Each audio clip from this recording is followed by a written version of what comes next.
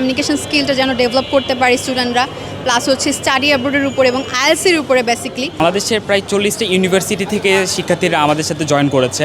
আমাদের অর্গানাইজেশনের যাত্রাটা শুরু হয় 2023 সালে এবং আমরা একটা ব্যতিক্রমী একটা জিনিস উদ্বোধন করতে চাচ্ছি, যেমন হচ্ছে যে আমাদের অর্গানাইজেশনটা মূলত কাজ করবে ইভেন্ট ম্যানেজমেন্ট ফার্ম হিসেবে, যেটা মূলত হচ্ছে বিভিন্ন ন্যাশনাল ইভেন্টগুলো, বিভিন্ন কর্পোরেট সেক্টরের ইভেন্টগুলো হচ্ছে আমাদের যে বিভিন্ন এক্সপোগুলো হয়ে থাকে, এগুলোর ফুল ম্যানেজমেন্টকে নিয়ে অ্যাকচুয়ালি আমাদের অর্গানাইজেশনটা কভার করে। যে 3টি সেগমেন্ট ছিল, এই 3টি সেগমেন্ট এমনভাবে সাজানো যেখানে আপনার professional sales, marketing and public speaking focus করে করা আর কি আমাদের সেগমেন্টগুলো সাজানো। সো সেই ক্ষেত্রে দেখা যাচ্ছে আমাদের প্রত্যেকটা সেগমেন্টের শেষে আমরা সেশন রেখেছি, যেখান থেকে স্টুডেন্টরা ডিরেক্টলি শিখতে পারছে আর তাদের স্কিলগুলো ডেভেলপ করতে পারছে, মেইনলি সফট স্কিলগুলো ডেভেলপ করতে পারছে তারা।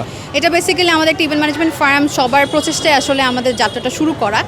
তো রিসেন্টলি আমরা ক্রিয়েটেক্সের যাত্রা শুরু করেছি। ক্রিয়েটেক্স 1 আমরা অলরেডি করে ফেলেছি এবং আমাদের অনলাইন ছিল আর কি ক্রিয়েটেক্স 1। সো ক্রিয়েটেক্স 1-এর আর কি আমরা এত বেশি সাড়া পেয়েছিলাম, যার কারণে ক্রিয়েটেক্স 2 আমরা লঞ্চ করেছি এবং এটা একটা অফলাইন ইভেন্ট হয়েছে বিইউবিটিতে, Bangladesh university of business and টেকনোলজিতে, যেখানে আমরা অফলাইন ইভেন্ট করছি। আমরা ফ্রি করে দিয়েছিলাম। আমরা 3টা সেশন নিচ্ছি, যেমন হচ্ছে একটা পাবলিক স্পিকিংয়ের উপর, কমিউনিকেশন স্কিলটা যেন ডেভেলপ করতে পারে স্টুডেন্টরা, প্লাস হচ্ছে স্টাডি অ্যাব্রোডের উপর এবং আইএলসির উপরে বেসিকলি।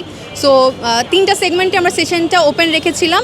স্টিল আমাদের প্রোগ্রামে সবাই অ্যাটেন্ড করতে পারছে, তো মোটামুটি আর কি আমরা ভালো সাড়া পাচ্ছি। বাংলাদেশের প্রায় 40টা ইউনিভার্সিটি থেকে শিক্ষার্থীরা আমাদের সাথে জয়েন করেছে অ্যাজ এ পার্টিসিপেন্ট হিসেবে অ্যান্ড সিএ হিসেবে।